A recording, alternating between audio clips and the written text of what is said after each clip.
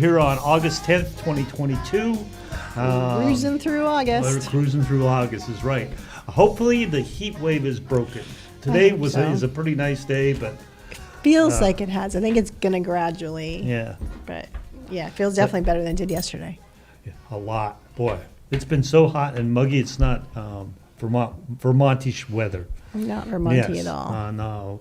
But we're hoping for some 70s and 80s maybe, and then we'll move And a from little there. hint of fall. No fall. I like summer. I just don't like that much summer. I mean, we just need to relax on the summer. We don't need Georgia summer. No We pumpkin need spice Vermont for you? summer. No pumpkin. Although it's coming, it's true. It is coming. So anyway, today, Mike and Marty are here. We're going to interview the president of the Bellows Falls Rotary. Oh, I just forgot my shortly. badge. I knew I would forget my badge. Man. But I do have my Rotary scarf on. Okay, good. So, local events. Local events. Bellows Falls Opera House, the second week of the Bullet Train. It's rated R, and it's going to be playing through the 16th. And Mike actually has a review because Mike went and saw it. I have a review. It is an amazing movie. It's very fast-paced.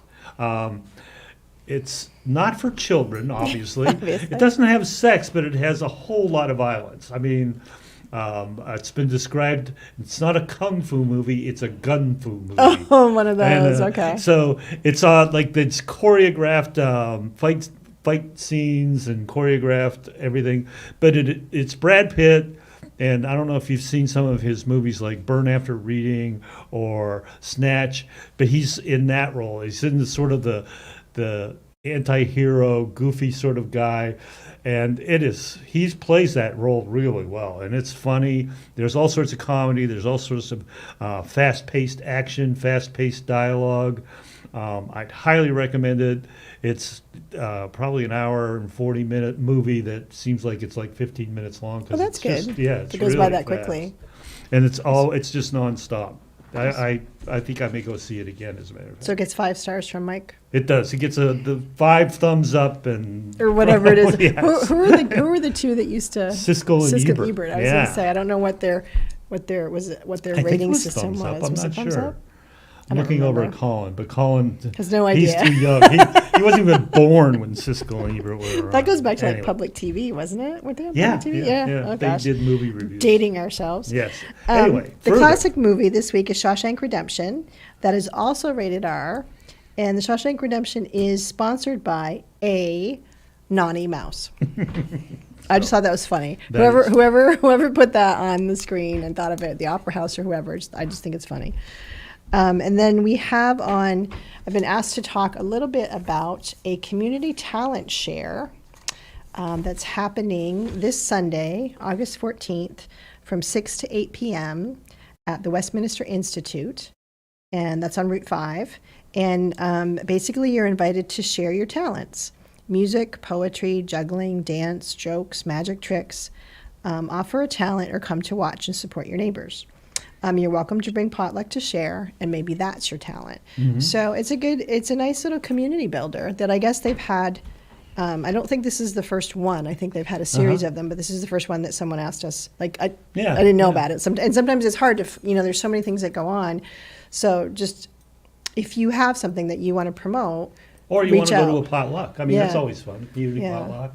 I know Marty likes potlucks. I love potlucks. I think I'm going to be there juggling. That's my new thing. But yes. Don't forget to mention Townsend's Pickle Day. Pickle Day, I know. I know.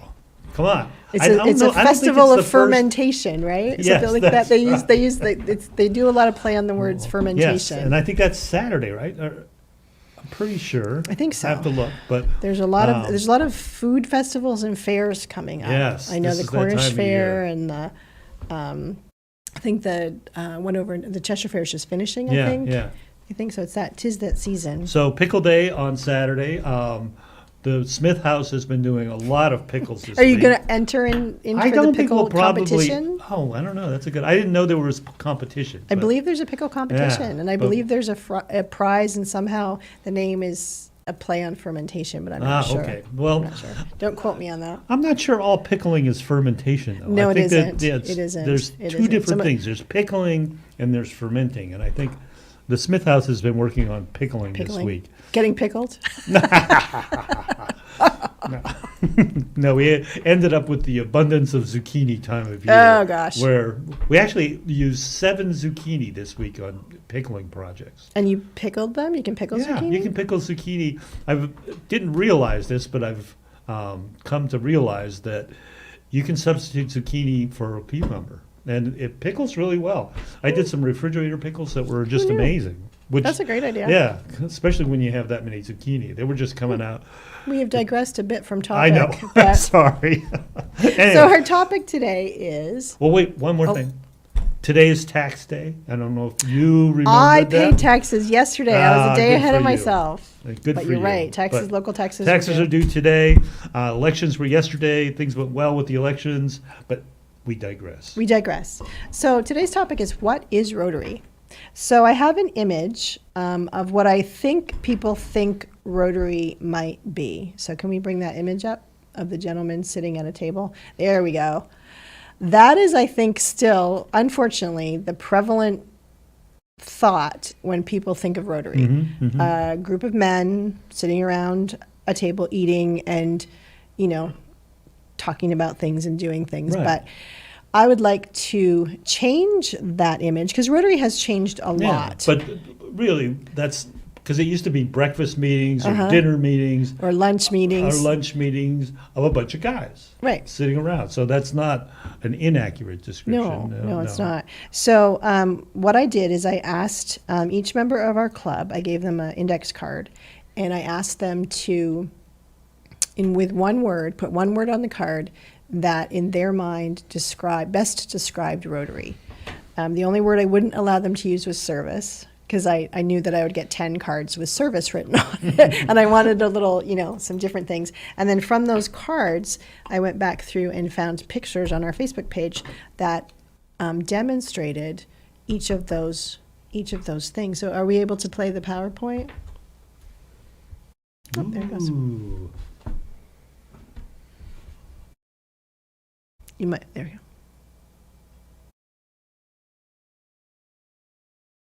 So can they hit? Do we have voice too? I don't know.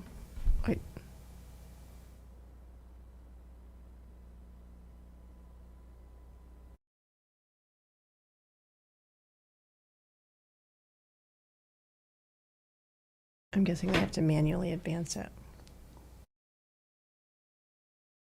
There we go.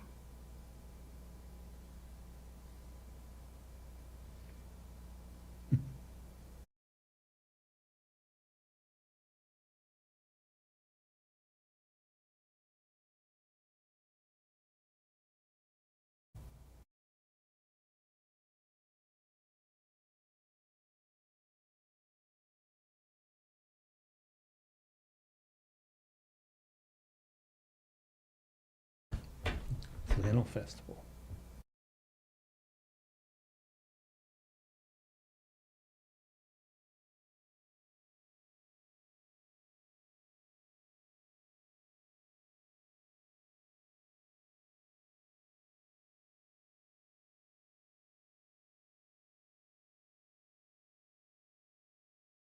Great, thanks, guys. So that's just a taste of Yeah, kind of that- what Rotary is now, and what the Rotary Club does locally. Yeah, because all those pictures were like in the last year or so. Mm-hmm. It looked like I saw a flannel festival and working downtown and doing Mm-hmm. some things like that. That's great. Yep, there was so we finished a project at our place. We replaced some flooring for them. I think that's another misconception sometimes of Rotary, is that Rotary is just a place, like a funnel of money. Like Rotary raises money and then just funnels and distributes it, and that can happen. There are some clubs like that where they just want to raise money and then they just want to support other projects, right. other things. And then some clubs just want to do service. They just want to do projects and not just funnel money. And we kind of fall in the middle. We definitely have sometimes where we just donate money to an entity like Our Place or Parks Place, or a reading program that a local woman is doing called Free to Read. We are helping her with funding on that. She does book bags for fourth grade students. Each student I think it's in May, she brings them out. Each student in the fourth grade class gets a book bag with 5 age-appropriate books that they get to keep. Yeah. And so we sponsor that. There's the picture. Ooh, you guys are on top of it. Colin is there. So there's those types of things, and then there's some sweat equity things that we do, the service things, like you saw Kathleen and Rick in a line doing gardening work, and you saw them helping with, I think Rick was in the picture, helping with putting up the garland at Christmas time. Mm-hmm. So there's a whole host of things that people can do, and I guess I would dare say. Plus, you guys are like the plug-in 5K run people. We are. I mean, thanks to Matt. Thanks to Matt. Then the Rotary's going to be there. They're because Matt has a great timing system. Yeah. So if you want to do a run, we do have it down to a science. If you need help with timing on a 5K, Matt has got a really good system and set up. So. And the people show up. I mean, that's one of those things. It's like. When you want to do a run, most people want to run. They don't want to. They don't want to work it. Yeah, work it or direct traffic. Yeah, they want to run it, not run it. So I guess when asked, because it's hard to. I think how many years were you in Rotary? Oh, I don't know, 8 maybe, something like that. I knew you had more years in than I. Oh, maybe. Than I did, and I think again locally, I think people think Rotary's the spaghetti dinner. Rotary's, the penny sale. Mm-hmm. Which were our kind of our hallmark things, and then COVID hit, and we had to shift. Yeah. And so we've definitely become a more project oriented group, and I think that the most important thing for people to know is Rotary can be what you want it to be. Mm-hmm. It started out. I'll give a little Rotary history. The first meeting was February 23rd, 1905. It was a group of 4 men. It was Paul Harris, Sylvester Sheely, and I don't know if I'm pronouncing these names right, Hiram Shorey, and Gustavus Lohr. And Paul Harris is locally known because there is a Vermont connection. He did go to Vermont Academy, I believe, for a little while, and I think he also went to UVM. Yeah, and then the Little Red Schoolhouse in Wallingford. And so those gentlemen got together, and the idea of them getting together was professionals with a diverse background that could exchange ideas, form friendship, and give back to their communities. Yeah. And I think that pretty much sums up through the years what Rotary's done. But originally, I think it was more of a networking of businessmen idea. Yeah. And so it was. And actually in the history, because one of the things that we've been doing lately in the Rotary meetings is we've been playing Rotary Trivia. Uh-huh. And it's definitely increased my knowledge of Rotary history. And it's a great way to kind of make learning fun, make learning somewhat dry facts sometimes fun. And it was. So I think it was about 2 years from the time when they first started meeting to the time that they did a service project. And I think Paul Harris was the driver behind really wanting to make it not just a club that met and talked and had fellowship, but actually did things in the community. And the very first project that they did, and this is, I just find it funny and interesting, fascinating, was a comfort station in downtown Chicago. So back in the day, back in the early 1900s, the only public restrooms were in saloons. So if women couldn't go into saloons unaccompanied. Mm-hmm. So if a need arose, you couldn't find a public bathroom. So what did you do downtown? You didn't. It really made you couldn't, it difficult, unless you could find someone to accompany you into the saloon. And the times they haven't changed that all much, have they? But anyway, the first project was a comfort station. They call it a comfort station. And happily, fast forwarding, and in the ripe old year of 1987, Rotary admitted women. But we won't talk about that. Okay. That kind of waiting so long for that. But they did change, and it seems, and I know that the Bells Falls Rotary Club has challenges, and a lot of it has to do with being in a small town. Mm-hmm. But hasn't COVID really changed the sort of the modus? How do you operate now? COVID has changed the kind of cool thing. So if you can find any kind of silver lining in COVID, is COVID in general helped Rotary. Rotary was moving forward towards, more diversity, more equity, more inclusion, more options for meetings. They were moving that way for sure. But COVID made it happen much more quickly. It's like, okay, we can't wait 2 years to implement this. We have to figure out how to do Zoom meetings now. We have to figure out how to do fundraisers when you can't have a spaghetti dinner, when you can't have an in-person event.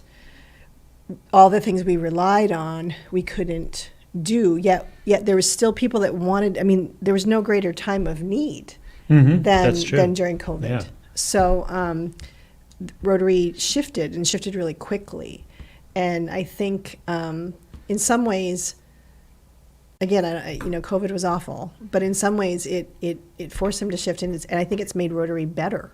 Yeah. I think that now most meetings are, not most, but a lot of meetings are hybrid. There's been a shift towards looking at, how can we, a lot of people, the biggest problem of getting to Rotary is they can't necessarily take time off from work. Yeah. It used to be, back in the day, businesses kind of wanted you to be in Rotary, so they gave you that time to go, and it's harder, especially now.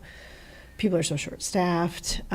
So there's looking at different models of meeting, like having evening meetings after work, or having hybrid meetings, or having, some clubs really don't even meet much. They just do projects. That's their meeting. They go and they do service projects. So they have different things they do. And so there's a lot of options that have kind of always been there, but they got fast-forwarded. Yeah, what I see as a really positive change is they have shifted back to more to what the mission was. The mission is service, and service above self is the model. But a lot of time, and I can remember back when my father-in-law was a Rotarian, it was really strict. You had to go to a meeting every week, and if you didn't go to a meeting, you had to pay a fine. And so he was always, it seemed, he was my first exposure to Rotary, and it was always seemed like, why? It was so focused on the structures and the meetings, the traditions, and the traditions, that it was like you missed part of it. But it seems now the service and the projects and the helping the community has really come to the forefront, and more of, we do what we need to do to help the community. And I really think that's, if young people are looking for a way to invest in the community without having to form your own structure, Rotary's an interesting way of doing it, because and I think you'll find that there's definitely some traditions that have stayed, and some traditions that have been kind of loosened, because you had to change, you had to pivot, you didn't have a choice. So I do think that we are kind of like, I'm sure there's still some clubs that want people to have perfect attendance, or I will say though that I understand why. I understand a bit about why there was the idea that you had to go to other meetings, because I think that so you have local clubs, and local clubs are in a district, and then districts are in zones, and then so there's 46,000 clubs in the world. Yeah, there's incredible. In more than 200 countries. So there's so much. There's this huge power behind each little individual club and what they do, and there's access to, if you want to do a service project in Kenya, you can find a club that's doing one, and you can probably join them. If you want to, Rotary was on the because of the nature of the Rotary organization, they were able to get funding to the front lines on the UK through Rotary Connections very, very quickly, much more quickly than you can normally through humanitarian aid forces and things like that. So there's that picture of it too. There's a bigger it's amazing. picture. There's it's tiny, and then it's huge. Yeah. And we recently had the district governor come and just kind of talk a little bit, and he said Rotary is an organization that leads from the clubs up. Rotary International, Rotary, like the hierarchy of Rotary doesn't tell clubs what they have to do. Clubs clubs make suggestions, clubs change bylaws, clubs do things. So it's not, the edict from the top, it comes from the bottom up. And this year we have the very first Rotary female president, Jennifer Jones. And each year, the Rotary president gets to have a logo for the year. The scarf that I'm wearing had the logo from last year, which was a helping hand, which was perfect for the 20 and 21. This year's logo was actually designed by I believe it was an Aboriginal artist, and it represents, the circle in the center represents the clubs, the person, the individual Rotary person, and then each of the dots represents all of the areas of focus, the areas that Rotary clubs and Rotary members focus on: supporting the environment, maternal and child health, community economic development, water sanitation and hygiene, disease prevention and treatment, basic education and literacy, and peace building and conflict prevention. And then the green line represents an Aboriginal digging stick, and that is meant to represent the fact that Rotary are people of action. Yeah. So there's so many facets to Rotary. Yeah. And I know I said I've drank gallons of Kool-Aid, and I have. But it's also it's I think sometimes, especially in society nowadays, sometimes you struggle to kind of find, what is your purpose? Exactly. How can I contribute? How can I make things better? We hear all the negative things on the news, and sometimes you get overwhelmed and you think, well, what can I do? Yeah. And Rotary is just one of those clubs that people like that come together and we figure out things we can do, like the Christmas gifts. So the past 2 years, we've done a big push at the holiday time to make sure that kids that are local kids that have things that they wish for Christmas get those items. We work with other organizations, and this year we're hoping to coordinate our efforts a little better to make it an even better thing versus working in each of our own little individual cubicles. We're going to try to work together, and the book project and just lending a helping hand, having Matt's ability to do timing at the 5K race. You might think that's not a big thing, but how many races? You guys have done 4 or 5 races this year. I think we've done 2, but that's a good. But I like to exaggerate. That's a good exaggeration. Oops, we're down to about 2 minutes. Okay. Well, I will ask you the question that you always ask everyone. How do people get in contact with Rotary, and what can they do? How can they volunteer, and how can they help? So best way to get in contact with Rotary is to go to our website, which is bfrotary.club. If you go to bfrotary.club, there's a contact us button, and you fill that out and it'll get it to the right person. Our meetings are on Thursday mornings at 7:30. If the weather is conducive, we are at Cafe Loco. If it's not exactly going to be the best weather, then we're at the Waypoint Center. We invite folks to come in and to visit our meetings. If you're interested in joining, there's never a hard sell. You're welcome to come.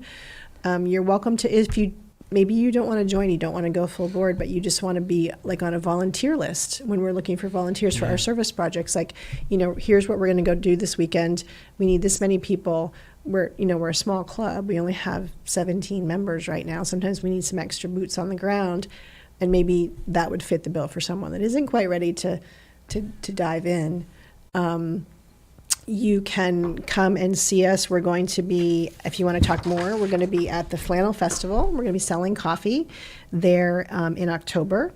We're going to be having a lit up, beautifully done Rotary wheel in the Festival of Lights this year. Oh, neat. We also are going to be sponsoring the Christmas movie again. We'll be at Parks Place on August 27th to help out with their back to school event.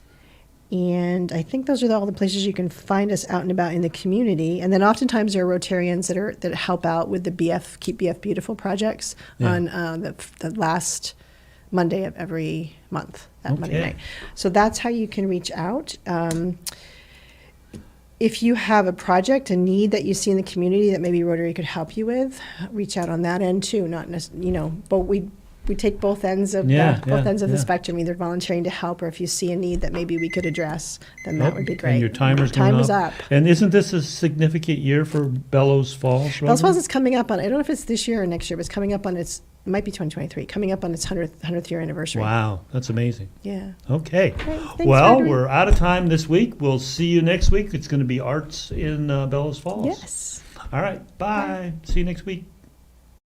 Local news, politics,